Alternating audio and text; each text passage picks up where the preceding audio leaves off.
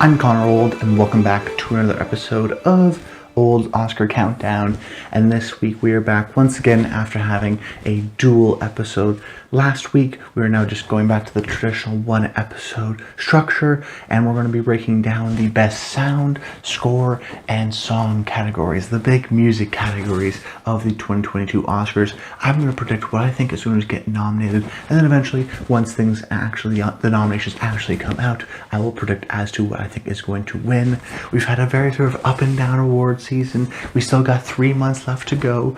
Next video, I will be giving you my January updated Best Picture predictions, so stay tuned for that, just to keep you up to date with the award season. That's what this channel is for, which is why we also do Critics' Choice and Golden Globes predictions and analysis, and it'll be interesting to see how that kind of evolves. I hope you had a great sort of holidays, are enjoying them, but this is going to be a long video, so let's just jump into it. I want to start with the best sound category, which is a category that was new last year. Before then, it was the best sound editing and best sound mixing categories. So we've only technically had 1 year of historical data that we can pull from in terms of just the best sound category, at least relevant historical data that is. So it should be an interesting category to break down. But nevertheless, my first pick, I went with Dune. This is the big technical category, sort of juggernaut of the year, and I expect it to get nominated in a lot of these technical categories. The most sort of prevalent awards predictors that we have so far is the Critics' Choice Awards. While they don't actually share any members with the Academy, they are a large voting group like the Academy and sort of dictate in many years what will be at least the very precursors of what will get nominated. And Dune was one of those special movies that got nominated in every single technical category that it could at that award show, which tells me that this is going to be like a Mad Max Fury Road. Has a lot of technical love. I do see it getting in for picture and director. Warner Brothers is definitely going to push this movie, and I think it gets in here for sound. I mean, for a lot of people, they saw this movie on the big screen in the theaters, and it is an epic in all sense of the words, particularly with the sound. I mean, this is a loud movie that people often sort of comment on. So all the different sort of unique sci-fi sound elements, but also some of the sort of larger, more grandiose, epic elements of it, just because I think the sound is so loud and so noticeable, and because the movie should be very well liked, and because it's so well regarded in the technical aspect, I think this helps for this movie. Let's also not forget Denis Villeneuve is a filmmaker who has a pedigree of getting his movies nominated for Best Sound. Arrival won for Best Sound Editing. Blade Runner, his last movie, got nominated for both sound editing and sound mixing. Sicario, his movies, a couple movies ago now, got nominated for Best Sound Editing. So he has a sort of a knack for the sound design in his films. I think this will be sort of following a similar trajectory, is the technical sort of juggernaut of this year, and I expect it to get nominated for Best Sound. My second pick, I went with West Side Story. Now, this is a category, like I mentioned up top, which is we only have really 1 year of historical relevance because this is kind of a new category. And for the most part, we had sound editing and sound mixing. And sound editing was always for more of the action movies, and sound mixing were a little bit more sort of skewed towards musicals. So now, really, we were trying to see, well, what's the balance? Is this the best sound category? Is that seen as more of a sound editing, sound effects, or is it more about the mixing of it? We still have yet to see sort of the split, but based on last year, it seemed to be a little bit heavy in the sound editing category in terms of the sound effects. That being said, I still think there's going to be some sound mixing love, and the musicals always do well in these sound categories. And I think West Side Story will get nominated. This is sort of a ragtag group of plenty of well-acclaimed individuals who have been working with Spielberg for a long time, so they've been nominated before, they've won before. Spielberg, of course, for a lot of his movies, whether it be, Saving Private Ryan or Minority Report, known for their sort of use of sound. And I think Spielberg is still a filmmaker who has this sort of appreciation for the technical aspects. I expect West Side Story to be a Best Picture contender. I expect it to get a lot of these technical awards. And when you think of a big sort of musical that I do think will do very well in terms of nominations, I think sound is a logical conclusion because it is a musical, because sound and music is so integral to the storytelling. I think that'll be a natural conclusion for the sound branch to go, hey, West Side Story, incredible achievement. My third nomination, I went with No Time to Die. And Bond movies have had sort of a scattered reputation, but the last sort of significant Bond movie, that being Skyfall, not only was nominated for Best Sound Editing, actually tied in a rare win with the Zero Dark 30 at the 2013 Oscars. So Bond movie has won before for this Best Sound Editing category, and every year there seems to be sort of a big action movie sort of aimed at adults that gets in these nominations, whether it be News of the World or Greyhound last year, or like some of the other Bond movies, or an Ad Astra will show up in these sound categories. And I think that No Time to Die is that for this year. It's one of the very few movies that's not kind of a superhero movie that made a lot of money at the box office. It's sort of a great way to sort of telling finale to the story that I think a lot of the older members of the Academy will appreciate. This sort of end to this Daniel Craig Bond, the sort of probably most significant or second most significant Bond of all time. So I think that sort of finale will get a little bit of extra appreciation, and with all the actions and then the different locales and this big budget blockbuster that ultimately does well at the box office, I do think that that sort of theatrical experience will be rewarded. We also have a couple of people responsible that will get nominated, should this movie get nominated, that have won Oscars before, so it has some of that established talent behind it already, which helps. The big race for me to keep an eye out is if No Time to Die starts to compete at the Visual Effects Society and gets a couple nominations there. That will tell me that the movie is more generally well liked, and that will help its chances for best sound. However, the category is very fluid at this time, and even at a third place, No Time to Die is still a more of a possible contender, and could be switched out if we get more updates from the Cinema Audio Society or the Motion Picture Sound Editors Guild. We haven't got those yet, so we'll have to sort of judge it by year. And then my fifth slot, I went with Belfast. And this is a movie that, especially in some of these technical categories, as we'll see later, when we're talking about fifth or fourth slots, it's not always clear right away because we don't have these guilds. So oftentimes, voters, even in sort of nominations, will go for movies that they really like. That's why we see a lot of nominations, even in the sound category, of being actually a great predictor of what's going to win for Best Picture. Movies like Mank or The Shape of Water will get nominated in sound categories. Roma, another example. Sort of serious Best Picture contenders will get nominated in these sound categories just because everybody loves the movie, and that includes the sound branch. Even if the movie doesn't have necessarily a particularly super interesting sound, they just want to reward the movie. But I do think Belfast is interesting in the sense that there are multiple scenes where we're listening in on conversations, so an emphasis on the sound there. There's also sort of instances where we have no sounds. There's interesting scenes where you do these 360 camera movements, and it's sort of all sort of zones in, and we don't hear anything. So interesting elements of sound that play within the story that I think give it an extra boost. But overall, I'm using the strength of the movie. Let's not forget a movie like Trial of Chicago 7 or Nomadland almost got nominated for Best Sound just last year, and I think Belfast can sort of fall into that similar slot. If you're unsure of that sort of fifth slot who it's going to go to, sometimes it just goes to the movie that's very well liked. In this case, I think it's going to be Belfast.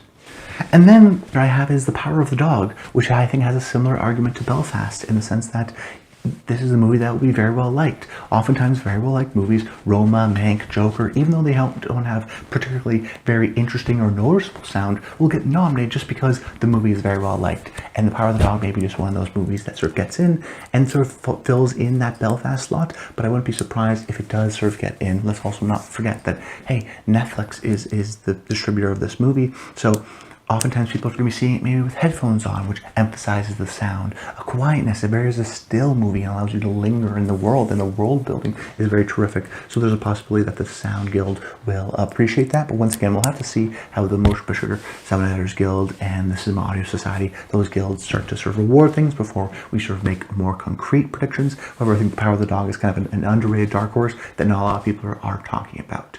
Now transitioning into a couple of possible contenders for this category. My first one is going to go to The Matrix Resurrections. Just recently coming out, the reviews have been mostly positive. Some people really loving the movie, but also some people sort of being divisive and mixed on the movie. I'm not exactly sure how well the Academy members are going to feel for it, but let's not forget the original Matrix movie won Best Sound Effects for its sound editing. So this is still a movie that it has appreciation oftentimes in these sound categories. Uniqueness sometimes adds in that will have the action movies, but we'll also get sci-fi movies like a Blade Runner that will get nominated, or the Star Wars movies, because they have unique and they have to oftentimes make up sounds. What is this thing that doesn't exist? What does that sound like? So I think Matrix has that kind of sci-fi bend coming into the right time where it's going to be on top of mind for a lot of voters. We have past winners that worked on the past Matrix movies, that in terms of the sound editors working on this film again. It is the sort of late Chris Christmas big budget action movie. Could be like a Spider-Man, but I think Matrix is a little bit seen as a little bit more prestige-y, a little bit more accessible, and maybe sort of harkens back to some of the great things about the original. I think that sci-fi uniqueness, strangeness element could help the sound get nominated, but right now it's still a possible contender because I'm not exactly sure how well appreciated the movie will be as a whole. And then my other possible contender is A Quiet Place Part 2. The same people that worked on Quiet Place Part 1 are also worked on the sound for Quiet Place Part 2. They got nominated for sound editing. In my opinion, they were sort of right on the edge of almost winning. Although, let's not forget that that movie only got one nomination, even though that was sort of a huge phenomenon. The second one came out, and because of the pandemic, sort of didn't really have the same amount of impact as maybe people thought it would. Did well at the box office relatively, comparatively. Seeing it now, of course, the Quiet Place movies are known for their silence and the quiet and emphasizing that sound. But in my opinion, when I think of Quiet Place Part 2, that seems like decades ago at this point, so I'm not exactly sure how many members of the Academy will remember A Quiet Place Part 2. They may just want to nominate it because, hey, isn't that the movie that has very little sound, and we nominated the last movie? But in my opinion, I think it just has less of a cultural impact because it's the sequel, because it's not the sort of first brand new one. I think it's ultimately going to get left on the outside just because I think a lot of voters may just forget about the movie because it was released so far away. There's a reason why certain movies, Oscar movies, are released in December, because top of mind awareness is crucial. Okay, now transitioning into the best original score predictions. My first pick is The Power of the Dog. This is a score from Johnny Greenwood. We may be talking about him a little bit later, but I see him in a similar trajectory as Trent Reznor and Atticus Ross. Trent Reznor and Atticus Ross just won the score winner for last year for Soul. They won it in 2010 for The Social Network, and these are two guys that come from the band Nine Inch Nails that sort of surprisingly sort of transitioned more into film scores and got nominated and won sort of early on, and then they waited a few years and then sort of got 2 nominations last year and won again, and are sort of seen now as these terrific composers and unique different composers in the traditional sort of orchestral score that others bring. And I think Johnny Greenwood's a similar path. He is also a rock star, bassist for Radiohead, and started off just doing Paul Thomas Anderson movies, and now has been working with more and more filmmakers. Lynn Ramsey, of course you have Pablo Larraín this year, and now Jane Campion, and delivers sort of a signature eerie, strange kind of a score that is unusual to the more traditional orchestral scores, but works very well with this movie. It's at times sort of very upfront and abrasive, but sort of adds, I think, to the sort of uneasiness and unsettling factor that the movie does so well. So once again, this is a movie that I think will do very well in terms of nominations. You have Johnny Greenwood, a past nominee who was nominated for Phantom Thread, has the kind of unique outsider status of being the basis of Radiohead, and starting to work and starting to really build, in my opinion, a really terrific resume. He's one of those guys where if his name is on a movie, I'll be very excited to hear the score because he brings a unique element to it. And I think this may be the first time where they actually want to reward him. Okay, you did some stuff with Paul Thomas Anderson. Now you're actually starting to work more regularly as a film composer. Okay, let's reward you now in a similar way to they did with Trent Reznor and Atticus Ross. Then my next pick is Dune, from the master himself, Hans Zimmer. Only won one Oscar, but multiple time nominee, I believe 11 times. He is a guy that, similarly to, I think, like a Christopher Nolan movie in which he often gets nominated, Dune is a movie that needs to be seen in the cinema, in the theaters, and is a loud movie. It has these large sound effects, but also has this loud bass, kind of heavy, booming score. So it's an exotic score, but it's also an epic score. It's different, I think, for Hans as well, but does have sort of this more traditional kind of epicness quality that you would see in, say, a Christopher Nolan film. This is also a movie that is sort of a dream project for Hans Zimmer. He said so himself, doing the score for Dune, and I think he really pulls it off. I think a lot of people will appreciate that. This is also a category, more generally, the best score category, that appreciates people who are sort of living legends. So John Williams has been nominated 1 trillion times. Alexander Desplat seems to get nominated every year, and Hans Zimmer is one of those guys as well who will continually get nominated, and even if their movie is not in contention. But in this case, Dune, once again, I expect it to be a technical, sort of appreciative movie. It's a big, loud movie. It's a movie that I think will do well Best Picture, Best Director. I think the love of the movie, but also the love of Hans Zimmer, will kind of push it over the edge. Then my third pick, I went with The French Dispatch, which is in many ways a similar kind of a slam dunk nomination to Dune, but less so. The French Dispatch, I only expect to get maybe 1 or 2 nominations. But despite that, Alexander Desplat, I think, every year is in contention. 2019 he was nominated, 2018 he was nominated, 2017 he won. Last year he almost was nominated for The Midnight Sky, which would have made 4 years in a row of him getting nominated. He's been nominated 11 times, I believe 9 times or 8 times just in the 2010s. So he's a very well respected sort of composer. As a matter of fact, I looked this up. It was only the years 2011, 2015 and 2016 of the 2010s. Only 2011, 2015, 2016 were years where he didn't get nominated. I mean, he seems to get nominated almost every single year. And what helps even more is he's won an Oscar for a Wes Anderson movie, and he's been nominated 2 other times. So for a total of 3 Wes Anderson movies being nominated. He was nominated for Isle of Dogs, Fantastic Mr. Fox, and Grand Budapest Hotel, the latter of which he won. So now we have another Wes Anderson movie, which he's doing the score for, kind of have that sort of similar whimsical energy. In my opinion, if he gets nominated for a movie like The Isle of Dogs, which wasn't as well seen, I think he will get nominated here for The French Dispatch, a little bit more widely seen in terms of, premiere at Cannes, live action film. I was surprised to see he actually had a lot of sort of top 10 lists and critical love. So I think this movie will sort of get that critical boost. I think a lot of the Academy members appreciate already Wes's sort of a style and aesthetic, so they'll be seeing this movie, and because they love Alexander Desplat so much, I think they'll want to nominate him again for, once again though, still a different sort of unique score, light on its feet, traditional Desplat, but not a traditional orchestral score, and how he sort of changes it depending on the different chapters of the movie is very interesting. So I have a guy who's very well beloved, very well respected in a movie from a filmmaker who is very well beloved, very well respected. Not a movie that I don't think will totally resonate just because it lacks a little bit of an emotional through line, but the sort of technical love and appreciation I do think will be recognized, and I think in this case score will be too. Then in my 4th slot, I went with Spencer, and this was a sort of situation that I debated with, because this score is also done by Johnny Greenwood. And I went with The Power of the Dog in the 1st slot, because I expect that movie to be a serious contender for Best Picture. I have Spencer here in the 4th slot, just because I think it's going to not be a contender for Best Picture and only get a couple other nominations. And I said this early on when Spencer first premiered, that this would be a similar track, Oscar-wise, to Jackie, the other Pablo Larraín movie about a tortured female historical figure.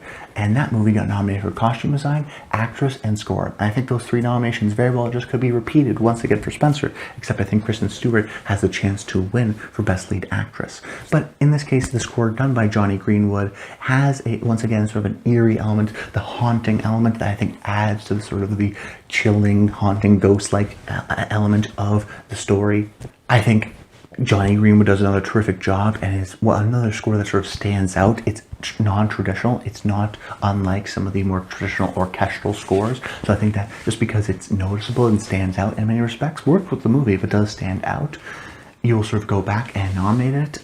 Like I said, also, I am concerned about the sort of dual nominations. Will they really want to nominate Johnny Greenwood twice in 1 year? But look at last year. They did the same thing with Trent Reznor and Atticus Ross. They got nominated for Mank and Soul. We've seen this with guys like Alexander Desplat in 2014, for example, got nominated twice. So this happens year over year. And I think Spencer's a movie that's still enough in the Oscar conversation, has still the allure that The Power of the Dog has, in the sense that it's scored by Johnny Greenwood. And even the fact that he has both so well in the conversation. Both, for example, got nominated at the Critics' Choice Awards. So people are sort of recognizing it, and I think if he does get both in for the nominations, I think he definitely wins for The Power of the Dog, although that's just my feeling so far.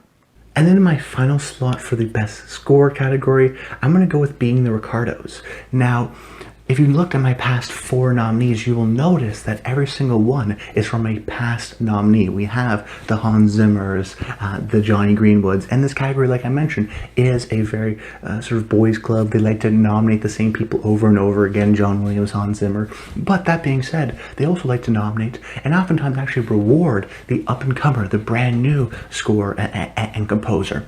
So if you look, actually what I did was look at the past 10 years at the Oscars, and I calculated how many people were nominated for that year who had never been nominated before. It was their first time being nominated. And I calculated an average of 1.5 movies per year go to a first-time nominee. So what does that tell us? It tells us that for the most part, like I mentioned, they like to reward the same people over and over again, at least with nominations. But they still sort of like to reward the sort of newcomers. But what's even more interesting, in my opinion, is actually if you take out an outlier year, 2016, in which there were 4 first-time nominees, you get an average of 1.1 nominees that are first-time filmmakers per year, first-time nominees per year, that is. And even if you look at 2020, 2019, 2018, 2017, 4 years in a row, there have been exactly just one first-time composer nominee get nominated here. So when you're looking at your predictions, yeah, I'd love to think about Parallel Mothers and Alberto Iglesias, or Don't Look Up, Nicholas Britell, which we'll talk about. But more importantly, I think you have to sort of pick a movie that fits this kind of category, that there has very rarely been a sort of no first-time nominees in this category.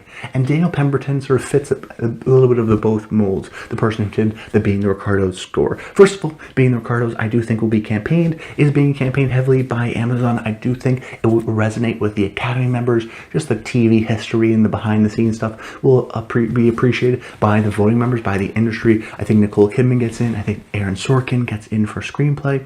And I think it sort of gets a surprise here. And like I said, Daniel Pemberton is kind of in a bit of both worlds. He's never been nominated before for Best Score. He has been nominated just last year for Trial of Chicago 7, but that's for Best Song.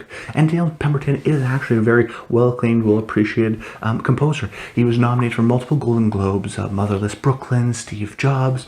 He's just never been nominated for the Oscars, but he's always been on the sort of outside. So he's one of these guys that is well-respected, that is well-liked. He's just never been nominated before. And I think this is the movie that is this sort of very jazzy, up-to-pace sort of score will help sort of propel him and get that sort of first-time nominee. Even though he's still well-respected, he technically would be the first-time nominee. And in my opinion, I think that's an important distinction. When we're trying to figure out what's that fifth slot, what's it going to be, we'll look at past years' historical data. Every single year for the past 4 years, there has been one first-time nominee, an average of 1.5. You take out that outlier, an average of 1.1, so that you could say, hey, Connor, maybe there's going to be none this year. That could very well be true. But when you're trying to decide it, oftentimes I want to use statistical analysis. And the stats and the history, what does it tell us? It tells us that this slot will most likely go to a first-time nominee, assuming the other 4 nominations that I predicted ultimately get in. I mean, Spencer could not get in, and maybe that's in the slot for Nicholas Britell or whatnot. But I do think it will be sort of a first-time nominee. And then my first possible contender is King Richard. Now, this is also a first-time nominee, Chris Bowers, who's never been nominated before. And while the score is maybe a little bit traditional in the sports sense, it does have sort of these big sort of escalating violins and trumpets and really do a great job at keeping you engaged and emotionally invested, and the attention really helps from the score. It is a little bit traditional, which maybe some people will sort of overlook it in some respects, but if anything, this is a movie that's very well liked. When we're looking at this fifth slot, are they going to go with Being the Ricardos if they don't love it? Parallel Mothers, they may not see it because it's technically not a foreign language international feature submission. It's Pedro Almodovar and it's maybe Penelope Cruz, but that movie could just get shut out because it's not in that conversation. Voters may not feel the need to watch it, so maybe that's out.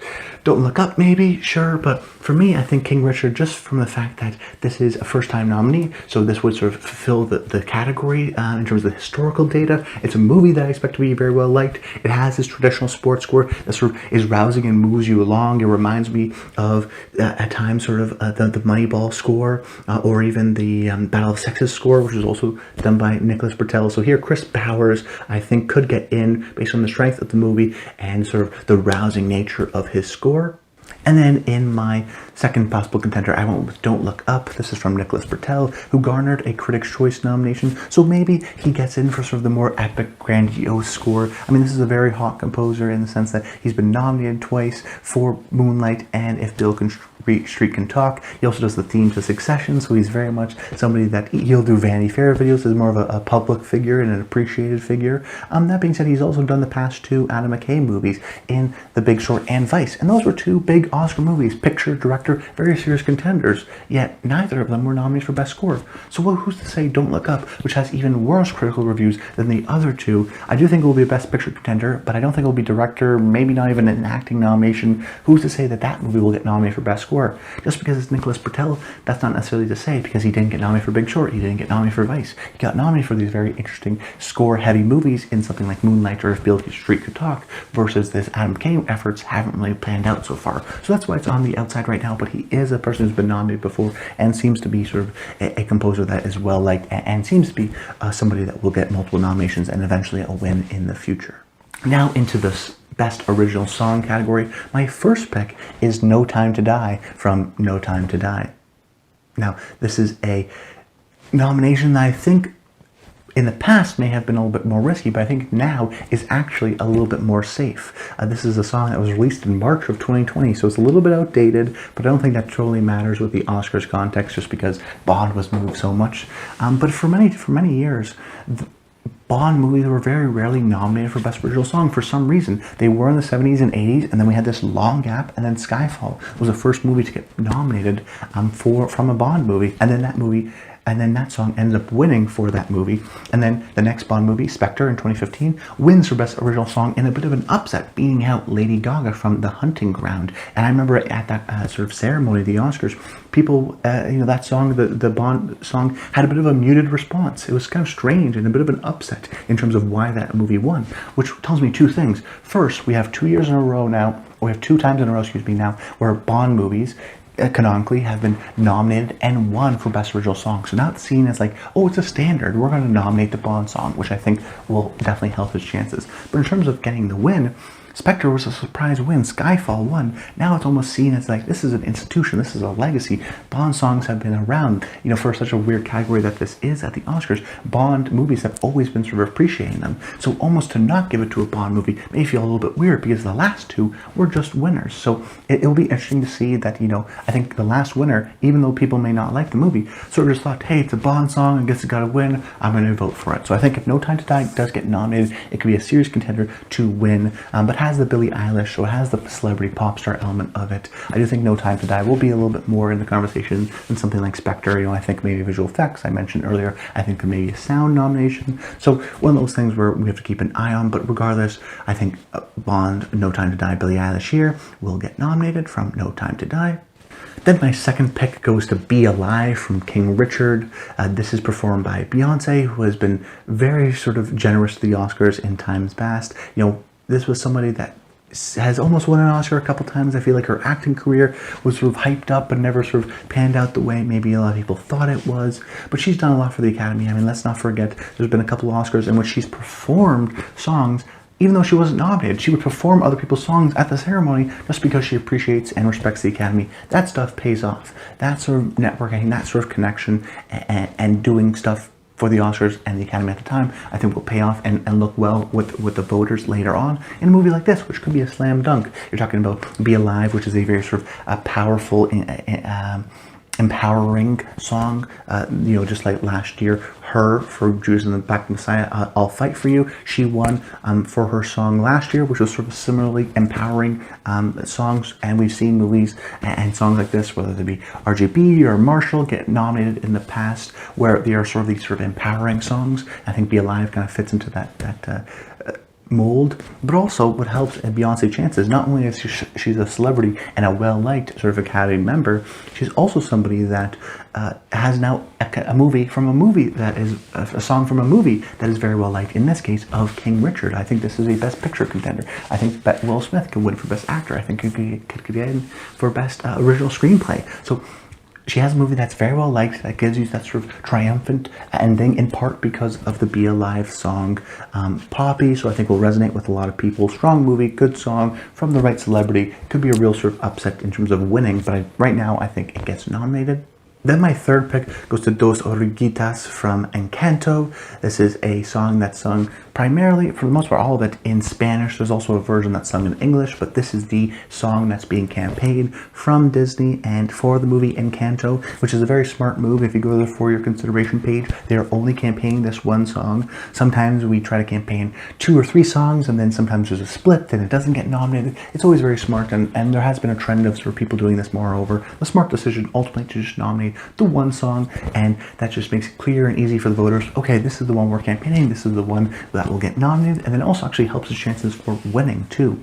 Disney has a great track record of getting nominated for a song in this category for their original musicals. So Frozen 2 gets nominated. I'd even say Coco, which isn't a musical but is kind of a music-based film, wins for something like Remember Me. Moana, which is written by Lin-Manuel Miranda, got nominated, another Disney musical. And here we are, Encanto, written by Lin-Manuel Miranda, the sort of Disney musical of the day. I also expect it to get nominated. From the people who have been seeing it, they really appreciated it. It did sort of modest performance at the box office, but just recently premiered on Disney Plus for Christmas, and I've seen a lot of people, a lot of families just watching around and seeing that movie. I think a lot of Academy members will be doing the same over the Christmas spirit, sitting down with the family, easy one to watch, and the sort of cinema score and the appreciation from the people who do see it is very positive. So we have this one song from a Disney musical from Lin-Manuel Miranda, who directed Tick, Tick, Boom, which could be a Best Picture contender. So we have sort of, he's going to be talking about that movie too. He's already going to be on the sort of Oscar awards race, so I expect him to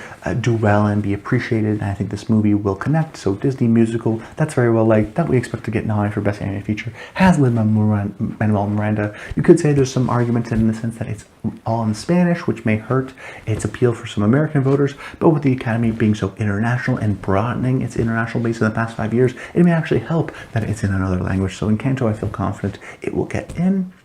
Then in my fourth slot, I went with Just Look Up from Don't Look Up.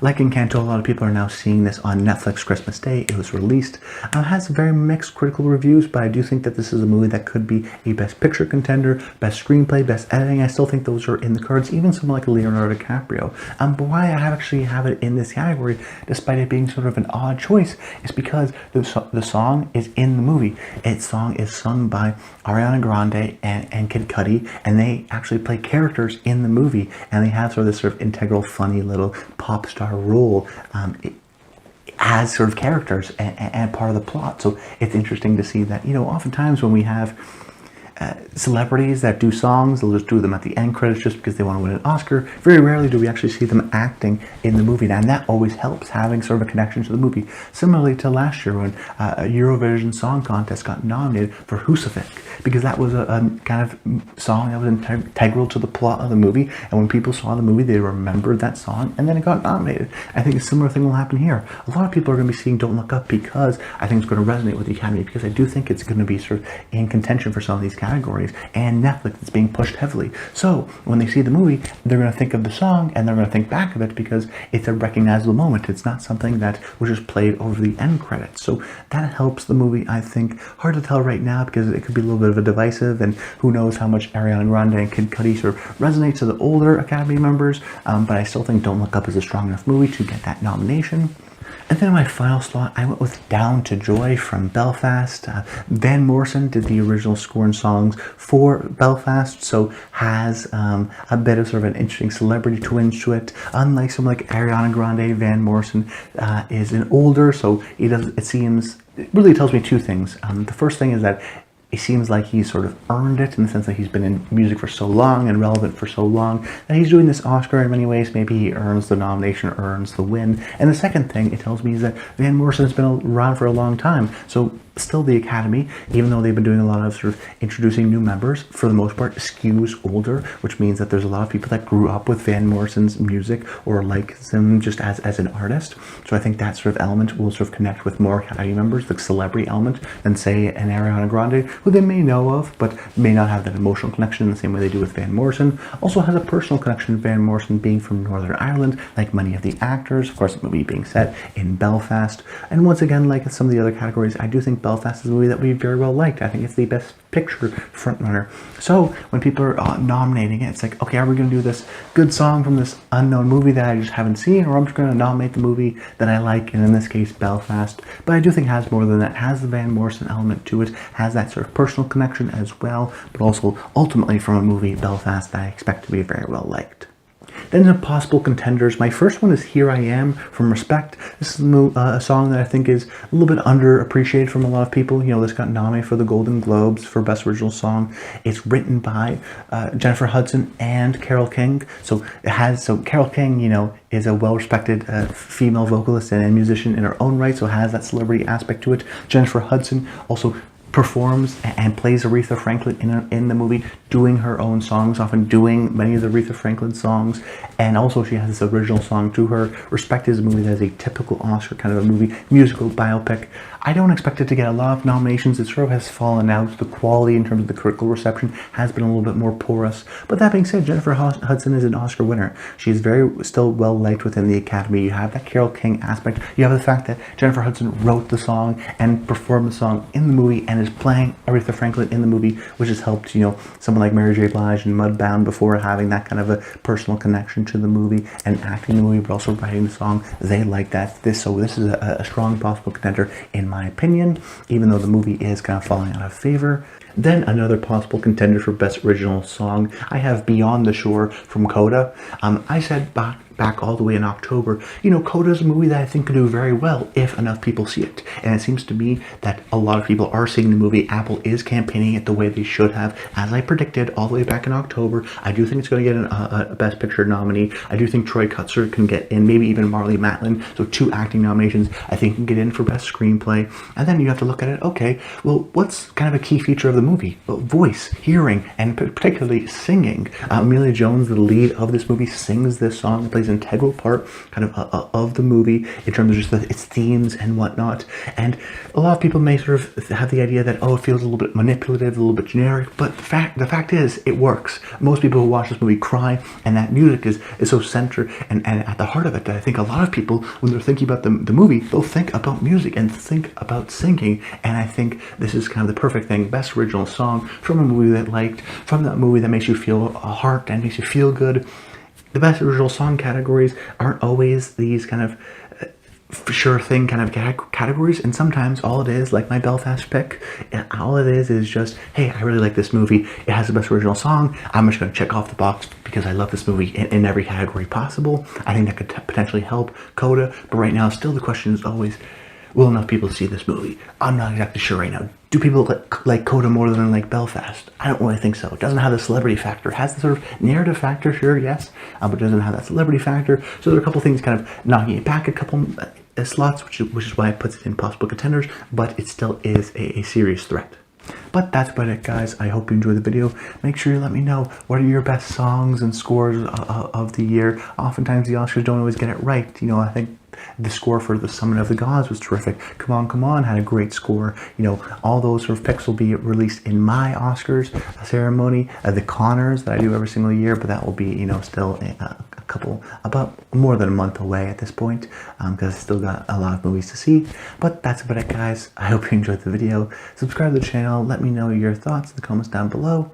And until next time, stay tuned.